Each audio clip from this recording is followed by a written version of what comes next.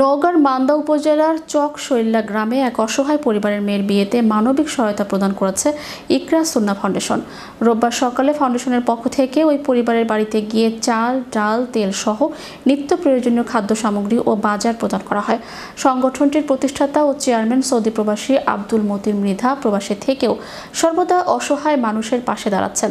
তার উদ্যোগে ইকরা সুন্নাহ ফাউন্ডেশন ইতোমধ্যেই এলাকার হত দরিদ্র পরিবারগুলোর বিয়ে, চিকিৎসা ও জীবিকা সহ বিভিন্ন মানবিক কর্মকাণ্ডে সহযোগিতা করে আসছে। এ বিষয়ে স্থানীয়রা জানান, ইকরা সুন্নাহ ফাউন্ডেশনের এ ধরনের উদ্যোগ সমাজের জন্য অনুকরণীয়। এর মাধ্যমে অনেক অসহায় পরিবার স্বস্তি পাচ্ছে। মানবতার কল্যাণে প্রতিষ্ঠিত এই সংগঠন ভবিষ্যতেও মানুষের পাশে থেকে কাজ করে যাবে বলে আশা প্রকাশ করেছেন সংশ্লিষ্টরা।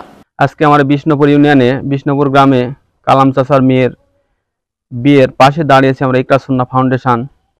মানবতায় অমরতা। ইকরা সুন্নাহ ফাউন্ডেশন কর্তৃক আজকে এই বিষ্ণুপুর উত্তরপাড়া কালাম ভাইয়ের মেয়ের বিয়েতে আমাদের মানবিক পরিবারের পক্ষ থেকে সামান্য উপহার পাঠিয়েছেন সৌদি আরব প্রবাসী ইকরা সুন্নাহ ফাউন্ডেশনের প্রতিষ্ঠাতা চেয়ারম্যান বড় ভাই আব্দুল মতিন মৃধা। তার সার্বিক সহযোগিতায় আজকে এই কালাম ভাইয়ের মেয়ের বিয়েতে আমাদের সামান্য উপহার আমরা তাকে তুলে দিতে পেরে ফাউন্ডেশনের পক্ষ থেকে আমরা খুব প্রাউড ফিল করছি।